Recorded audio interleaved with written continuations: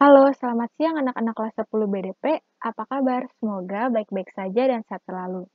Pada pertemuan hari ini, kita akan memasuki bab baru yaitu bab 5 tentang keseimbangan pasar. Nah, pada hari ini kita akan lebih fokus mempelajari mengenai hukum permintaan dan penawaran serta harga keseimbangan. Dikarenakan jumlah materi yang cukup banyak, maka kita bagi dua pertemuan. Mari kita simak lebih lanjut apa sih itu hukum permintaan, penawaran, dan harga keseimbangan. Permintaan dan penawaran. Apa itu permintaan? Permintaan atau demand adalah keinginan yang disertai dengan kemampuan untuk membeli barang atau jasa yang bersangkutan dalam periode tertentu. Ada beberapa hal penting yang dapat dipahami dari definisi permintaan ini. Yang pertama yaitu permintaan merupakan sederetan angka yang menunjukkan banyaknya satuan barang yang diminta dalam berbagai tingkat harga. Yang kedua, barang yang diteliti adalah untuk permintaan satu jenis barang saja. Dan ketiga, permintaan terjadi di pasar serta pada waktu tertentu. Lalu hubungan antara harga dan jumlah barang yang diminta dapat dinyatakan dalam persamaan sebagai berikut. QD sama dengan F dalam kurung P. QD ini adalah jumlah barang yang diminta dan P adalah tingkat harga barang. QD, D-nya ini adalah singkatan dari demand, D, atau permintaan. Oke, lanjut. Faktor-faktor yang mempengaruhi permintaan. Ada 6 faktor. Yang pertama ada tingkat pendapatan, yang kedua harga barang lain, yang ketiga ukuran pasar, yang keempat jumlah penduduk, 5 selera, dan 6 perkiraan masyarakat terhadap harga barang atau jasa di masa datang. Nah, mari saya bahas satu persatu apa sih faktor-faktornya ini. Yang pertama, tingkat pendapatan. Tingkat pendapatan mempengaruhi besar kecilnya permintaan. Jika pendapatan meningkat, permintaan orang akan barang dan jasa juga ikut meningkat. Sebaliknya, jika pendapatan turun, kecenderungan permintaan sejumlah barang atau jasa juga akan menurun. Contohnya, jika kita punya uang jajan dari orang tua itu, uang jajan kita lumayan banyak. Terus kita bisa beli boba sampai 2 karena kita suka banget. Tapi jika orang tua kita kasih uang jajan kita sedikit, otomatis kita nggak bisa beli boba 2 lagi. Mungkin kita akan beli bobanya 1 atau nggak sama sekali untuk ngirit. Nah, faktor yang kedua ada harga barang lain. Harga barang lain ini berkaitan dengan harga barang komplementer atau pelengkap dan harga barang substitusi atau pengganti. Misalnya, jika harga barang naik, permintaan barang substitusi atau pengganti juga naik. Contohnya itu, jika tarif taksi naik, orang akan beralih menggunakan angkutan umum lain, seperti angkot atau Transjakarta yang lebih murah, sehingga permintaan terhadap angkot dan Transjakarta juga meningkat. Yang ketiga, ada ukuran pasar. Ukuran pasar ini juga mempengaruhi besar kecilnya permintaan. Semakin besar ukuran pasar, semakin tinggi permintaan terhadap barang atau jasa. Demikian sebaliknya, jika ukuran pasar semakin kecil, semakin rendah permintaan terhadap barang dan jasa karena terbatasnya barang atau jasa yang tersedia. Faktor yang keempat ada jumlah penduduk. Jumlah penduduk ini juga mempengaruhi besar kecilnya permintaan. Jika penduduk dalam suatu tempat banyak, jumlah permintaan terhadap barang atau jasa juga akan meningkat. Contohnya, penduduk di Indonesia ini lebih banyak daripada penduduk di Singapura, sehingga permintaan terhadap barang dan jasa di negara Indonesia lebih banyak dibandingkan di Singapura karena jumlah penduduk di Singapura lebih dikit.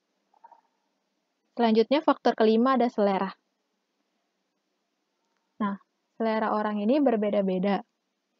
Selera juga seringkali membuat orang bertindak tidak rasional. Artinya, jika dia akan membeli barang atau jasa yang diinginkannya, berapapun harganya itu, asalkan dia suka dan sesuai dengan seleranya, maka ia akan beli. Maka selera ini juga mempengaruhi besar kecilnya permintaan terhadap barang dan jasa. Lalu yang keenam, perkiraan masyarakat terhadap harga barang atau jasa di masa datang. Contohnya ini, masyarakat di Indonesia memiliki perkiraan terhadap harga-harga barang kebutuhan pokok setiap menjelang Hari Raya Idul Fitri, yang dimana setiap menjelang Hari Raya Idul Fitri akan meningkat, baik harga-harga daging sapi, daging ayam, maka permintaan masyarakat pun, meskipun harga barang tersebut tinggi, juga tetap akan membeli karena butuh untuk masak rendang, opor ayam gitu. Jadi perkiraan masyarakat terhadap harga barang dan jasa di masa datang ini terkait menjelang Hari Raya Idul Fitri itu biasanya permintaan terhadap daging-daging meningkat. Selanjutnya, penawaran. Nah, apa sih itu penawaran? Penawaran atau supply biasanya dilakukan oleh produsen atau penjual. Penawaran diartikan sebagai kesediaan produsen atau penjual untuk menjualkan atau menawarkan barang atau jasa kepada konsumen pada berbagai tingkat harga dan waktu tertentu. Hubungan antara jumlah barang atau jasa yang ditawarkan dengan harga dapat dinyatakan dalam persamaan ini. QS sama dengan F dalam kurung P. QS sama dengan jumlah barang yang ditawarkan, S-nya itu supply atau penawaran, dan P adalah tingkat harga barang. Lanjut, faktor-faktor apa yang mempengaruhi penawaran? Faktornya ini ada 6. Yang pertama, biaya produksi. Nah, jika biaya produksi yang dikeluarkan produsen semakin besar, maka jumlah penawaran yang dilakukan produsen akan berkurang. Demikian sebaliknya, jika biaya produksi turun, penawaran barang atau jasa yang dilakukan produsen akan bertambah. Jadi, jika biaya produksinya rendah, maka produsen bisa menjual barang lebih banyak lagi. Begitupun sebaliknya, kalau biaya produksinya tinggi, maka jumlah barangnya itu berkurang. Faktor yang kedua, harga barang lain. Harga barang lain ini juga dipengaruhi oleh barang substitusi dan barang komplementer. Contohnya, jika harga barang dihasilkan mengalami kenaikan, pembeli atau konsumen akan beralih ke barang pengganti. Hal ini berakibat penawaran yang dilakukan produsen berkurang karena harga barang substitusi lebih rendah. Selanjutnya, faktor ketiga ada teknologi yang digunakan. Yaitu semakin canggih teknologi yang digunakan, maka semakin besar produsen menghasilkan barang atau jasa yang berakibat penawarannya menjadi bertambah atau barang yang dijualnya itu bisa lebih banyak. Namun, jika teknologi yang digunakan bersifat sederhana atau masih tradisional, produksi yang dihasilkan terbatas dan penawarannya pun juga akan berkurang. Lalu faktor yang keempat ini adalah jumlah produsen. Banyak sedikitnya jumlah produsen dalam suatu pasar dapat mempengaruhi penawaran terhadap barang atau jasa. Semakin banyak jumlah produsen di pasar, penawaran akan semakin berkurang karena banyaknya pesaing. Namun, jika produsen di pasar sedikit, produsen akan menambah jumlah penawaran barang atau jasa kepada konsumen. Yang kelima, ekspektasi produsen terhadap kondisi ekonomi. Kondisi ekonomi yang terjadi di suatu tempat atau negara turut mempengaruhi jumlah penawaran. Produsen akan meningkatkan jumlah penawarannya jika kondisi ekonomi membaik. Hal ini dilakukan dengan harapan supaya mendapatkan keuntungan yang lebih besar. Namun, jika kondisi ekonomi tidak stabil atau buruk, produsen akan mengurangi jumlah penawarannya supaya untuk menghindari dari tingkat kerugian yang besar. Selanjutnya ada pajak. Pemberlakuan pajak berkaitan dengan kebijaksanaan yang diterapkan pemerintah. Jika pemerintah menerapkan pajak yang tinggi, produsen akan mengurangi jumlah penawarannya. Namun, jika pemerintah menurunkan tingkat pajak, produsen akan terdorong untuk menambah penawaran barang atau jasa. Jadi, jika pajaknya kecil, produsen akan membuat atau menjual barang lebih banyak lagi atau penawarannya akan bertambah. Selanjutnya, kita memasuki hukum permintaan. Hukum permintaan menyatakan jika harga suatu barang atau jasa naik dan faktor-faktor lain tetap atau ceteris paribus, kuantitas barang atau jasa yang diminta akan berkurang atau turun. Sebaliknya, jika harga suatu barang atau jasa turun, kuantitas barang atau jasa yang diminta naik. Jadi, kesimpulannya itu kalau misal harga yang dijual itu tinggi, maka permintaannya sedikit. Tapi kalau harga yang dijualnya itu menurun atau yang dijual itu murah, maka permintaannya pun akan naik atau meningkat. Atau banyak yang beli. Nah, contohnya ini nih. Harga per mangkok bakso. Di titik A ini, harga mangkok bakso 20.000, maka jumlah yang diminta hanya 120 mangkok. Ini kita lihat kurvanya ya, perhatikan juga kurvanya. Di saat harga 20.000, mangkoknya cuma 120, titiknya di sini. Lalu, jika harganya menurun, harga mangkok baksonya jadi 18.000 semangkuk. Terus jumlah yang diminta ada 140 mangkok bakso. Lalu jika harganya turun lagi menjadi 16.000, jumlah yang diminta malah meningkat menjadi 160 mangkok karena harga baksonya lebih murah, jadi permintaannya tuh makin banyak. Terus harganya turun lagi 14.000, harga mangkoknya bertambah lagi jadi 180. Kalau harganya makin murah lagi jadi 12.000, maka jumlah yang diminta jadi 200 mangkok. Jadi kurvanya ini bisa dilihat, disesuaikan titiknya itu, kurva permintaan bergeraknya dari kiri atas ke kanan bawah. Jadi kalau barang yang dijual harganya itu murah, maka permintaannya banyak. Tapi jika barang yang dijual harganya mahal, maka permintaannya itu menjadi berkurang atau sedikit. Lanjut, sekarang hukum penawaran. Hukum penawaran menyatakan jika harga suatu barang atau jasa naik dan faktor-faktor lain tetap atau ceteris paribus, maka kuantitas barang atau jasa yang ditawarkan akan bertambah atau naik. Sebaliknya, jika harga suatu barang atau jasa turun, maka kuantitas barang atau jasa yang ditawarkan pun juga turun. Jadi berbeda dengan hukum permintaan tadi. Kalau hukum penawaran, jika harganya naik, maka barang yang ditawarkan juga banyak. Kalau harganya turun, maka barang yang ditawarkan itu turun atau sedikit. Contohnya ini, harga per mangkok bakso dari 20.000, jumlah yang ditawarkan jadi 200 mangkok. Kalau harganya turun 18.000, jumlah yang ditawarkan juga turun 180.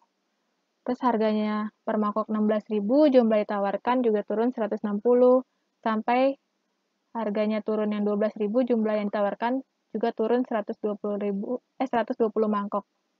Jadi bisa dilihat kurvanya itu kalau kurva penawaran bergerak dari kiri bawah ke kanan atas.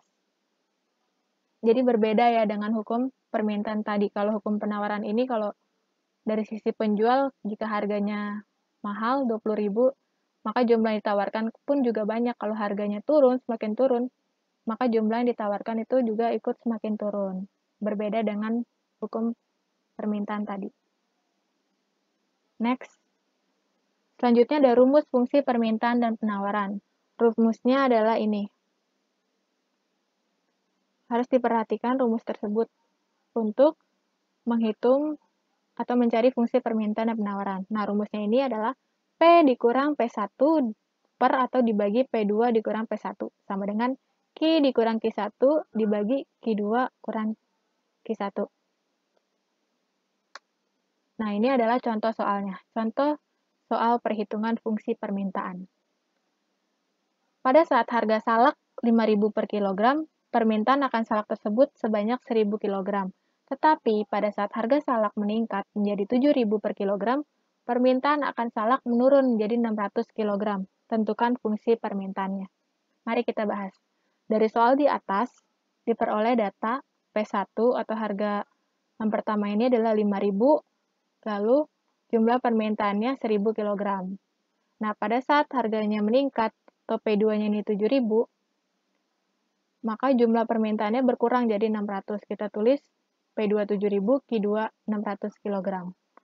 Untuk menentukan fungsi permintaannya, maka digunakan rumus persamaan garis melalui dua titik, yaitu rumus yang tadi, P dikurang P1 dibagi P2 dikurang P1 sama dengan Q dikurang Q1 dibagi Q2 kurang Q1. Mari kita masukkan data-data yang udah kita dapat ini ke dalam rumusnya. P dikurang P1-nya ini 5.000, kita masukin. Dibagi P2-nya 7.000, dikurang P1-nya 5.000. Sama dengan Q dikurang Q1-nya ini adalah 1.000, dibagi Q2-nya 600, dan dikurang Q1-nya ini 1.000. Pokoknya tinggal masukin aja angka-angkanya ke dalam rumus ini. Jadi mari kita hitung. P dikurang 5.000 dibagi 2.000. 2.000 ini didapat dari 7.000 dikurang 5.000. Nah, sama dengan Q kurang 1.000 dibagi minus 400, yaitu didapat dari 600 dikurang 1.000. Nah, dari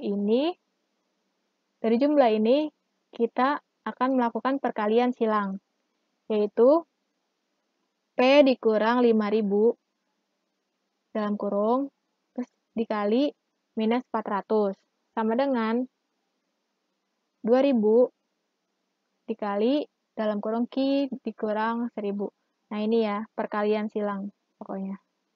Lalu setelah menjadi ini, kita kali ini masing-masing.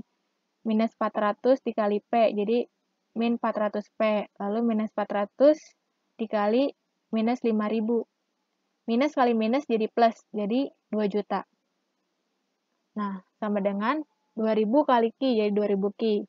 Dikurang 2000 dikali minus 1000, jadi minus 2 juta.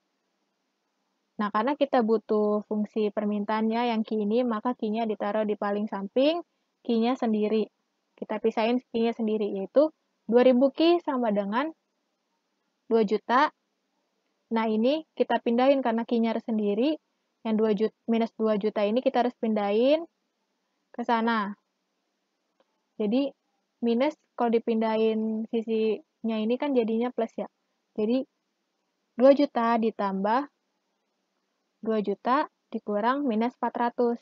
Jadi 2000 Q sama dengan 4 juta dikurang 400P. Q sama dengan 2000 minus 0,2P. 2000 ini didapat dari 4 juta dibagi 2000 dan 0,2P ini dapat dari minus 400 dibagi 2000. Jadi kita harus sisain Q-nya sendiri di sini. Jadi fungsi permintaannya adalah QD sama dengan 2000 dikurang 0,2P.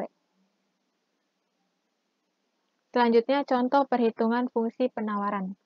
Soalnya yaitu pada saat harga belimbing 3.000 per buah, toko A hanya mampu menjual belimbing sebanyak 100 buah. Dan pada saat harga belimbing 4.000 per buah, toko A mampu menjual belimbing lebih banyak menjadi 200 buah. Berdasarkan kasus tersebut, buatlah fungsi penawarannya. Mari kita bahas. Dari soal di atas, kita masukin lagi nih. P1-nya itu 3.000. Jumlah barang 100 buah. Lalu P2-nya saat harga yang keduanya itu 4.000. Jumlah barangnya 200 buah. Lalu kita masukin lagi ke rumus yang tadi. P dikurang P1. P1-nya itu 3.000 dibagi P2 dikurang P1, P2-nya itu 4.000 dikurang 3.000 sama dengan Q dikurang Q1, Q1-nya itu 100 dibagi Q2 dikurang Q1 yaitu 200 dikurang 100. Maka P dikurang 3.000 dibagi 4.000 dikurang 3.000 sama dengan 1.000 di sini. Sama dengan Q dikurang 100 dibagi 100. Didapatin dari 200 dikurang 100. Oke, kita masukin aja angka-angkanya dan lakukan perhitungan. Setelah dapat sini, jangan lupa kita lakukan perkalian silang. Jadi, P dikurang 3.000 dikali 100. Sedangkan Q dikurang 100 dikali 1.000. Nah, perkalian silang. Udahnya dari sini kita kaliin satu-satu. 100 dikali P jadi 100P. 100 dikali minus 3.000 jadi minus 300.000. Sama dengan 1.000 dikali Q jadi 1.000Q. 1.000 dikali minus 100 jadi minus 100.000. Jangan lupa Q-nya kita pindahin untuk sendiri. Q-nya kita pisahin sendiri. Maka ini minus 100.000-nya kita pindahin ke sebelah sana. Dan pastinya tandanya dari minus kalau dipindahin ke seberang sana itu jadi plus. Jadi 1.000 Q sama dengan minus 300.000 ditambah, ini karena dipindahin jadi 100.000 ditambah 100P yang ini. Maka 1.000 Q sama dengan minus 200.000 tambah 100P. Jadi Q-nya aja ini sama dengan minus 200.000 dibagi 1.000 ini hasilnya minus 200 ditambah 100P dibagi 1.000 ini sama dengan 0,1P. Jadi, fungsi penawarannya QS sama dengan minus 200 tambah 0,1P. Jangan lupa, S ini supply penawaran, kalau D tadi demand permintaan. Jadi, fungsi penawarannya QS sama dengan minus 200 ditambah 0,1P. Selanjutnya kita masuk ke harga keseimbangan. Permintaan yang dilakukan konsumen dan penawaran yang dilakukan produsen akan bertemu di pasar yang kemudian akan membentuk harga pasar atau harga keseimbangan, atau price equilibrium. Harga keseimbangan atau price equilibrium adalah kondisi ketika harga jumlah barang atau jasa yang diminta konsumen pada waktu tertentu sama dengan jumlah barang atau jasa yang ditawarkan produsen. Jadi rumusnya ini QD sama dengan QS atau PD sama dengan PS. Dan harga keseimbangan atau titik keseimbangan ini simbolnya itu E. Jadi rumus harga keseimbangan perlu diingat QD sama dengan QS. QD jumlah yang diminta sama dengan QS jumlah yang ditawarkan, atau PD harga yang diminta sama dengan PS atau harga yang ditawarkan. Selanjutnya kurva keseimbangan pasar. Nah, di sini kita bisa lihat masih ke dalam contoh soal tadi yang mangkok bakso. Nih, jika ini kita bagi dua ya, ini harganya. Terus tadi ada jumlah yang diminta, jumlah yang ditawarkan. Tadi kalau harganya 20.000, jumlah yang diminta kan 120, yang ditawarkan 200. Maka terjadi kelebihan penawaran. Kalau harganya 18.000, jumlah yang diminta 140, jumlah yang ditawarkan 180, maka tetap terjadi kelebihan penawaran. Nah, pada saat harga 16.000, jumlah yang diminta ini 160 mangkok, dan jumlah yang ditawarkan juga 160 mangkok. Nah, di sini terjadilah keseimbangan pasar. Kalau yang pada saat harga 14.000, jumlah yang diminta 180, jumlah yang ditawarkan 140, ini terjadi kelebihan permintaan. Dan pada saat harga 12.000, jumlah yang diminta 200, dan jumlah yang ditawarkan 120, terjadi juga kelebihan permintaan. Maka harga keseimbangan terjadi pada saat harga 16.000 ini, karena jumlah yang diminta dengan jumlah yang ditawarkan sama-sama 160.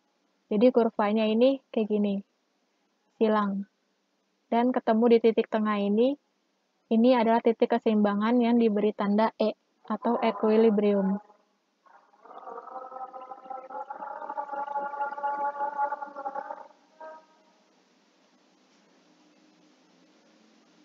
Selanjutnya contoh perhitungan harga keseimbangan.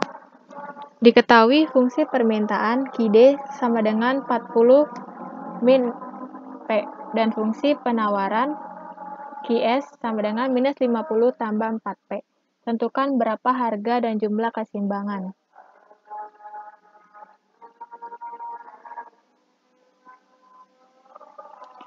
Nah, jawab. Syarat keseimbangan adalah QD sama dengan QS atau PD sama dengan PS.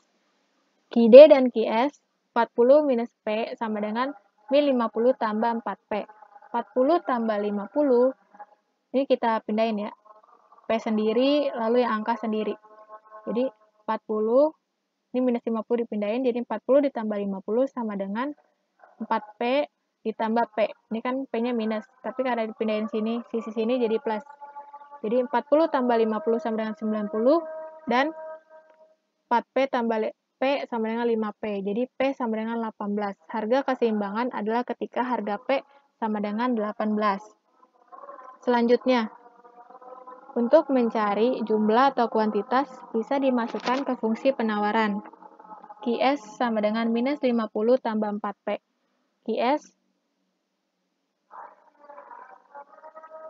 QS ini minus 50 tambah 4, P-nya tadi 18. Jadi QS sama dengan minus 50 tambah 72. Jadi QS sama dengan 22. Maka didapat Q atau jumlah keseimbangan sebesar 22.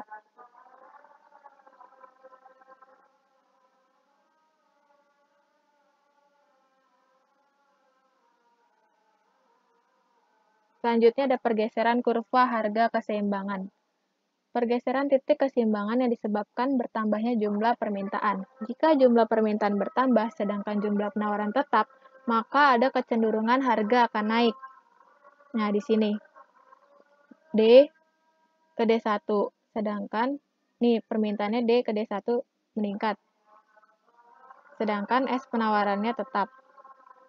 Maka harganya juga akan naik. Sedangkan yang kedua, pergeseran titik keseimbangan yang disebabkan berkurangnya jumlah permintaan.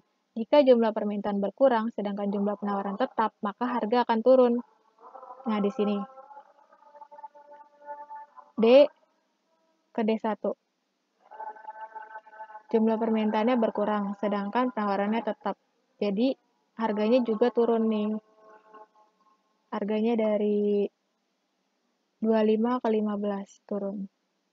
Selanjutnya, pergeseran kurva harga keseimbangan. Pergeseran titik keseimbangan yang disebabkan bertambahnya jumlah penawaran. Jika jumlah penawaran bertambah, sedangkan jumlah permintaan tetap, maka harga akan turun. Nah, jumlah penawaran ini S ke S1. Dari 40 ke 50, tapi jumlah permintaannya tetap, maka harganya akan turun. Harganya dari 40 ke 30. Sedangkan pergeseran titik keseimbangan yang disebabkan berkurangnya jumlah penawaran. Nah, yang keempat ini, jika jumlah penawaran berkurang, sedangkan jumlah permintaan tetap, maka harga akan naik. Nah, S ke S1. Penawaran ini dari 45 ke 35. Sedangkan permintaannya tetap, maka harganya akan naik dari 25 ke 35. Dilihat dari kurva ini. Dari kurva ini bisa dibaca. Selanjutnya ada oleh-oleh. Oleh-olehnya ini adalah tugas. Tugas ini deadline-nya Jumat 15 Oktober 2021 jam 23.59. Terdapat 3 soal hitungan. Soal ini merupakan soal dari hitungan yang sudah kita pelajari tadi. Cuma berbeda angka-angkanya. Dan di sini saya ingin lihat apakah kalian sudah paham atau tidak. Maka saya memberikan tugas ini. Jika kalian masih kurang paham, bisa dilihat lagi contoh soal sebelumnya. Dan juga rumus-rumusnya. Karena pada intinya rumusnya juga sama, pasti pakai yang itu. Jadi, kerjakan tugas ini dengan baik dan kumpulkan di Google Classroom. Tulis nama dan kelas kalian pada lembar jawaban. Dan perlu diingat deadline-nya masih lama. Deadline-nya itu sampai hari Jumat 15 Oktober, paling lambat jam 23.59. Kerjakan ya tugas ini dengan baik supaya mendapatkan nilai yang baik juga. Sekian dari pembahasan materi hari ini. Semoga kalian paham. Kurang lebihnya mohon maaf. Semoga materi ini dapat bermanfaat. Terima kasih.